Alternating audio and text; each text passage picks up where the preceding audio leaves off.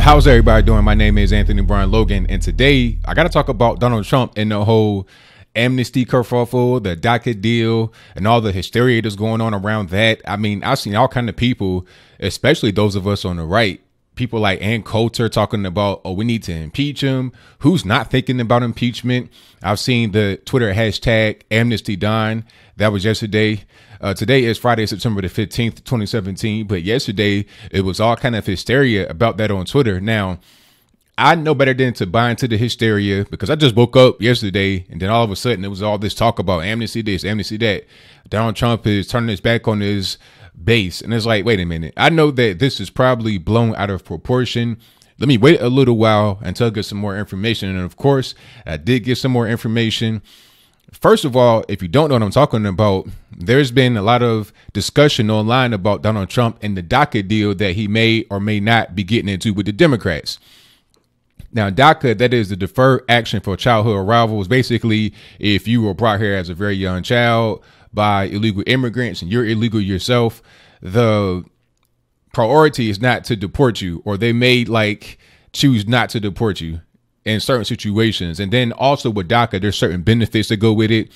I'll link to some articles about that in the box below if you want to know more. But basically, people that are against DACA say that it leads to amnesty because you're kind of like giving illegal immigrants a pass.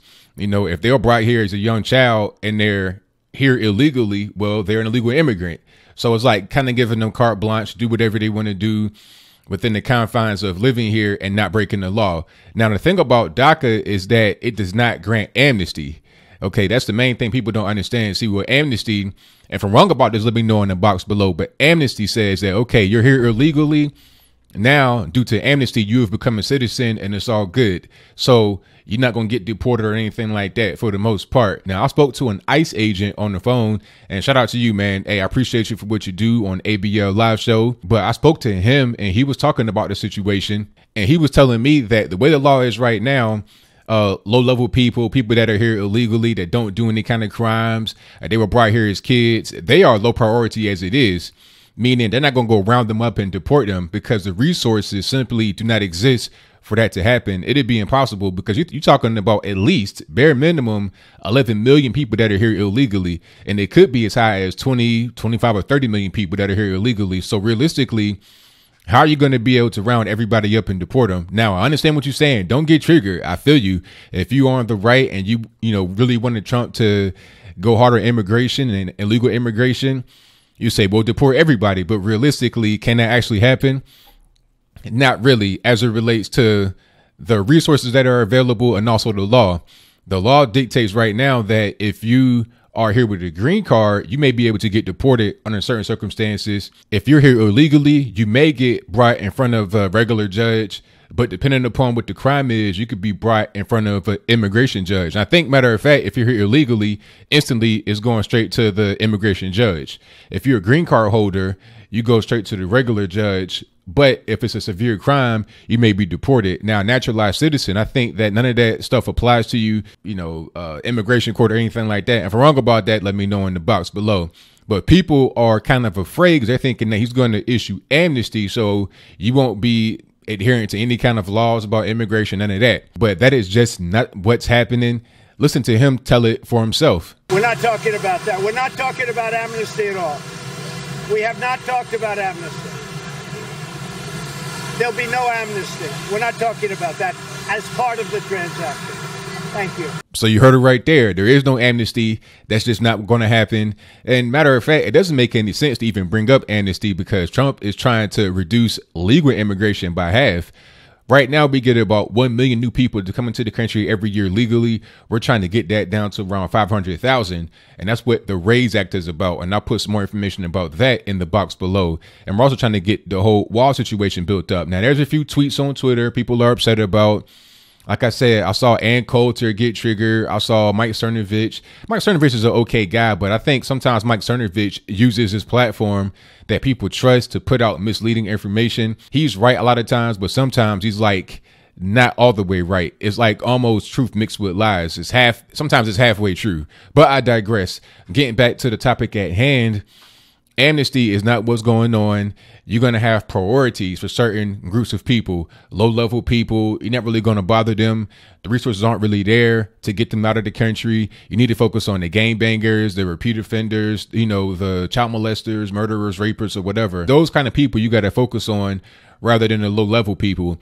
So that would be part of the deal, or air quotes deal, that Trump would strike with the Democrats about DACA. Because the thing about DACA is that you got to do something.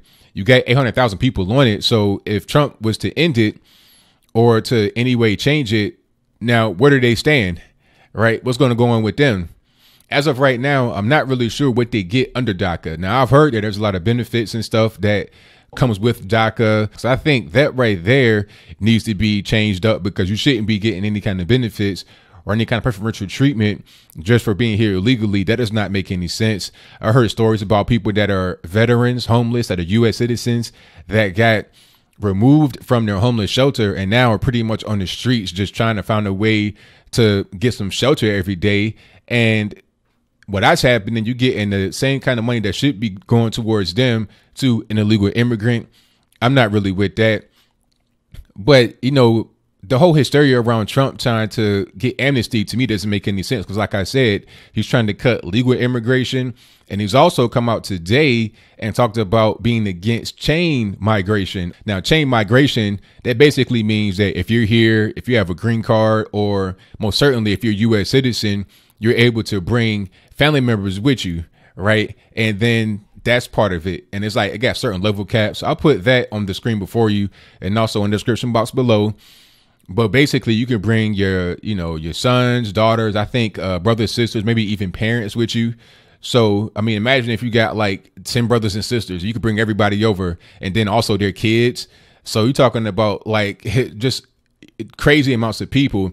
And then that whole program right there behaves as an incentive for illegal immigration, because not everybody's going to be able to be admitted. Maybe your abuela might not be able to come, but she may come, and she may bring her grandson and his kids and everybody else. So at the end of the day, you're going to have a lot of people that come here illegally and seeking that whole program, even though they may not be able to get it. And they got to go through the whole process of immigration legally if they want to come into the country the right way.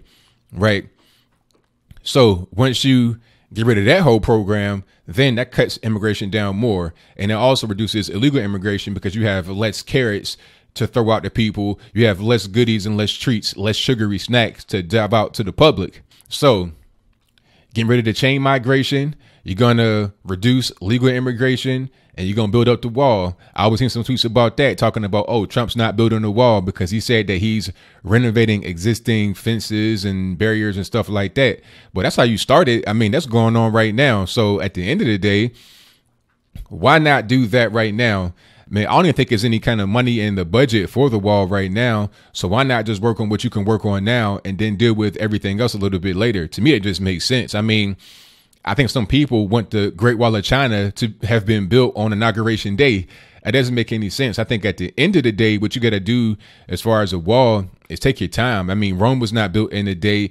Work on what you can work on right now, which is just renovating what exists, and then build the, you know, big, beautiful wall with Trump's face on it or whatever it is, and the moat with some alligators and security cameras and drones. You can tackle that a little bit later.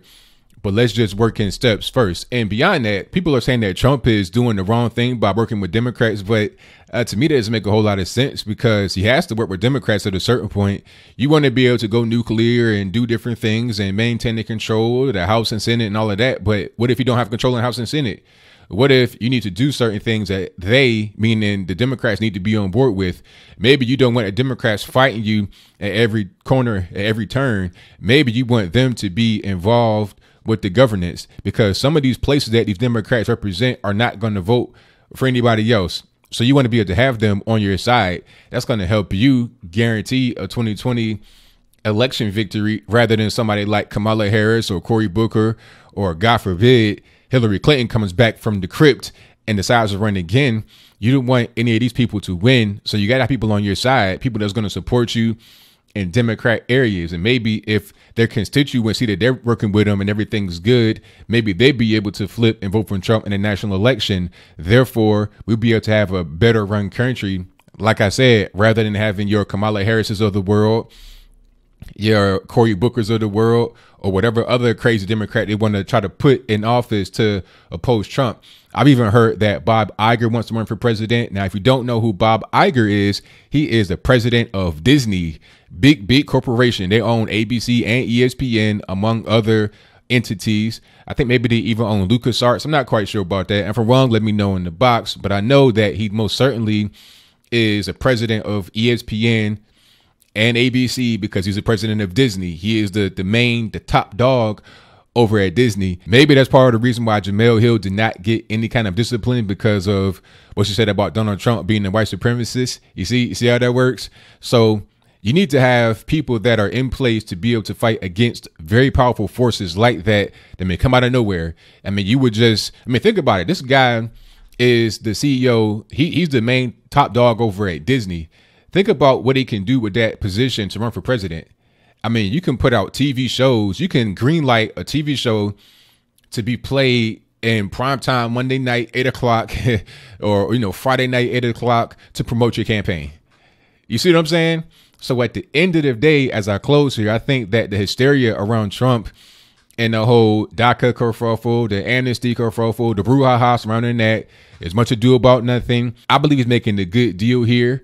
I don't think that we're going to have this influx of illegal immigrants. We're not going to have amnesty. He said that directly. We're not talking about amnesty because, again, as I close, to recap, immigration law as it exists right now, when you're talking about the Border Patrol, ICE agents, anybody that's going to be in any kind of way involved with immigration enforcement, the way the law is right now, you do not go after the people that came here as kids that they committed no crime. That's not how you focused on, because the resources are not there for that, to be able to just try to raid people. And what you worried about the most, the top priority are people that are, violent felons. That's the big problem right there. The cartels, you want to be able to get them out of the country first and foremost. Now, if somebody's here illegally and they commit another kind of crime, that's why you go to the immigration court. From the beginning, go to immigration court. That's where you go to. But a low level offense, they just don't go to the immigration court all the time. It is what it is. I wish you could wait for magic wine and everybody that's here illegally would go away and go back to the country of origin. But I got to think realistically. I got to be practical in my application of how I feel and what the law actually states. And what I said to you today is pretty much how it's going to be.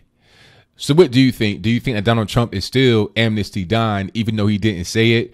Do you think he's amnesty done because of the DACA deal?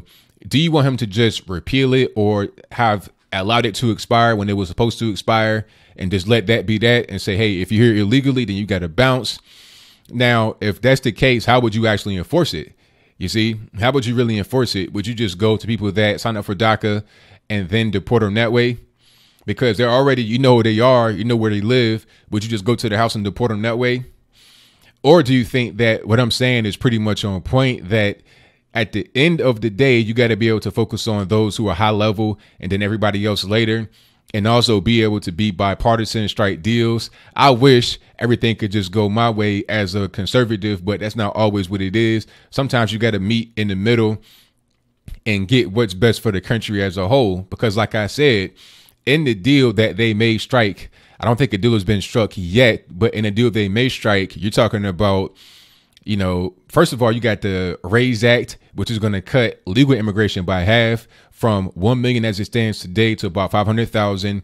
Then you're going to have the end of chain migration. So you can't bring your brother, your sister, her 100 kids and all this and that. You can't do that.